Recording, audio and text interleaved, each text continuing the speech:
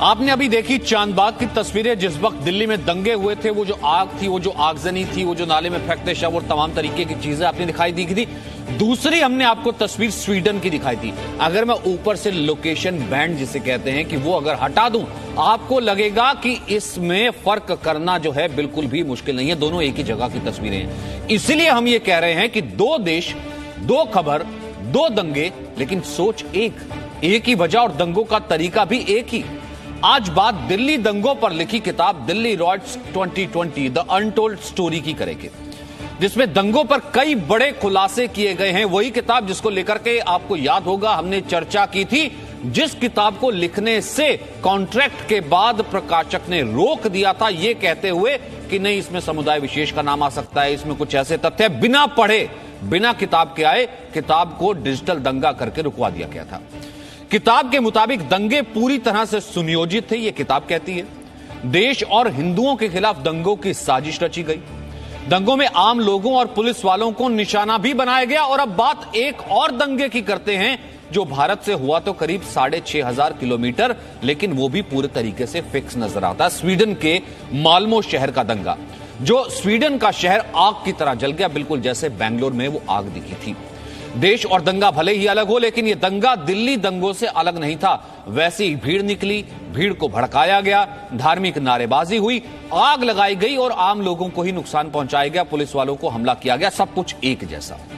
तो आज की बड़ी बहस 10 बजे की इन्हीं सवालों के साथ कि दिल्ली से स्वीडन तक क्या दंगों का मॉडल एक है। तो दिल्ली से स्वीडन तक दंगों का मॉडल क्या एक है? बहस की शुरुआत करें उससे पहले आपको बता दें, दिल्ली दंगों पर जो किताब लिखी गई है उसमें आखिरकार कहा क्या गया है, जिसे पूरे तरीके से कोशिश की गई एक लॉबी द्वारा कि वो किताब छपे ही ना, बाहर ही ना आए।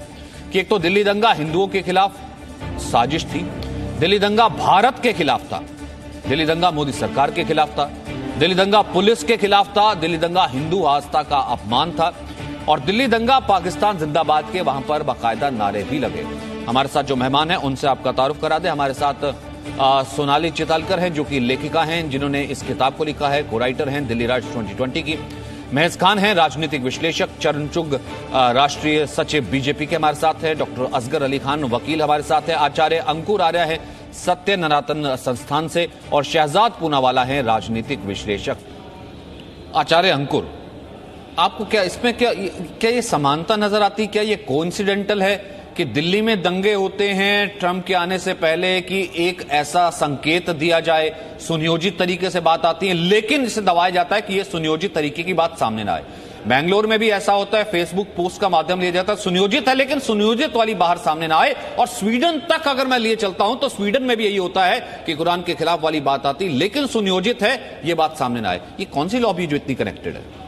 सचिन भाई, ये लॉबी तो हजारों साल से काम करती आ रही है, लेकिन अगर हम ये कोशिश बहुत करते हैं कि इस चीज को हम छिपा सकें, चाहे आप दिल्ली देखिए, बेंगलोर देखिए, चाहे फिर आप स्वीडन देखिए, चाहे आप फ्रांस देखिए, कहीं पर भी चले जाइए, आपको जो मॉड्यूल है वो ज्यों का त्यों एक का एक लगता है। इसके पीछे थोड़ी सी केस स्टडी करने की आवश्यकता है और बहुत ज्यादा इसके डीप में जाने की आवश्यकता नहीं है। आप ये देखिए कि शुरुआत कैसे होती है।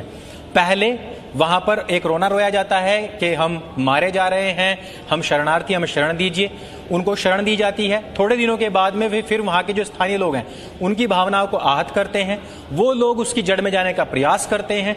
जहां से ये जो हिंसा है, मैं नंबर्स बताना शुरू करूंगा तो फिर लोगों की भावनाएं आहत हो जाएंगी।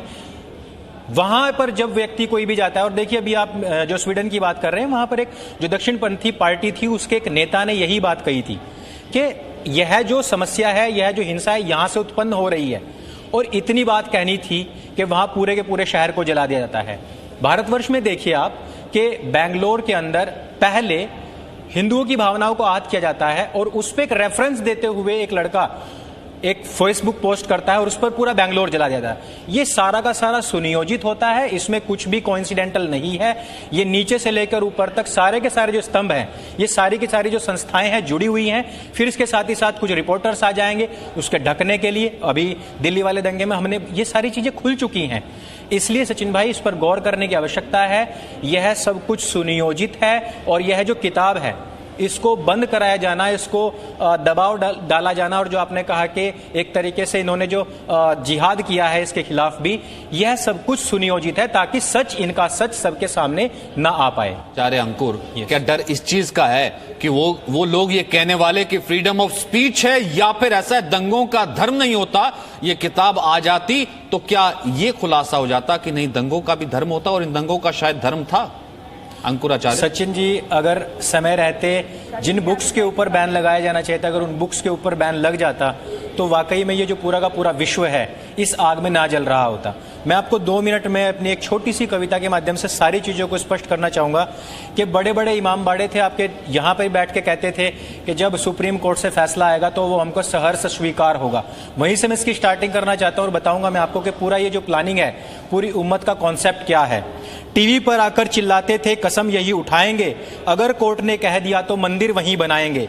बदले तेवर बदली वाणी, बदले तेवर बदली वाणी, टीवी पर ही धमकाने लगे, मंदिर तोड़ बनाएंगे, मस्जिद उम्मा को समझाने लगे। अब्दुल द पंचर पुत्र कथा, अब्दुल द पंचर पुत्र कथा तुमको आज सुनाता हूं, दिल्ली के जिहादी दंगों की पटकथा मैं आज आपको बताता हूं। वैसे तो मिट्टी में खून है शामिल, पर इंशाअल्लाह टुकड़े करते हैं। वैसे तो मिट्टी में खून है शामिल, पर इंशाअल्लाह टुकड़े करते हैं। टुकड़ों पर जिंदा थे जो कभी, हर गली में झगड़े करते हैं। कपड़ों से पहचाने जाते हैं, एक जैसे ही नारे लगाते हैं। पुलिस को जिबा करते हैं, जिंदों को खूब जलाते हैं। छतों को छावनी बनाते हैं, विद्या के मंदिर जलाते हैं। धर्म देखकर लड़के लड़की का, धर्म देखकर लड़के लड़की सबको काट कर नाले में बहाते हैं। नेता हो या मंत्री, नेता मंत्री हो या पत्रकार, नेता मंत्री हो या पत्रकार, सेल्फी सबके संग खिंचवाते हैं। गल्फ का पैसा पेट्रोल लेकर के देश को खूब जलाते हैं। गोली पत्थर चलाते हैं, लाइब्रेरी में छुप जाते हैं। चिकन नेक पर उस्तरा रख के विक्टिम कार्ड दिखाते हैं। मासूमों को भड़काते हैं, मासूमों को भड़काते हैं। किताब की कसम उठाते हैं, महजब आ गया खतरे में कहकर जनसंख्या खूब बढ़ाते हैं।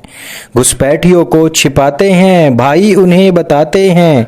हिंदुओं को सुरक्षा दी तो सड़कों पर उत्पात मचाते हैं, सड़कों पर उत्पात मचाते हैं। तेजाब गुलेल का फिलिस्तीनी मॉडल, तेजाब गुलेल का फलस्तीनी मॉड्यूल भारत में अपनाते हैं। जो आपस में भाई बन न सके कभी, जो आपस में भाई बन न सके, हम भाई उन्हें बताते हैं। मैं बताने लगा जब दिले दास्तां तो ब्लूम ही बरी कर डाला। मैं बताने लगा जब दिले दास्तां तो ब्लूम ही बरी कर डाला। पर साच को आँच कहाँ है बैरी, हमने भी किस्सा कर डाला। और अब किताब जो है वो गरुड़ प्रकाशन से आते ही रिकॉर्ड बनाने शुरू कर चुकी है। इसकी जो प्री बुकिंग है वो चल रही है, आप लोग भी कर सकते हैं। और अंत में मैं कहना चाहता हूं, तुम कितने अंकित मारोगे, तुम कितने अंकित दिलबर मारोगे, हर घर से सैनिक निकलेगा। तुम कितने अंकित मारोगे, हर घर से सैनिक निकलेगा।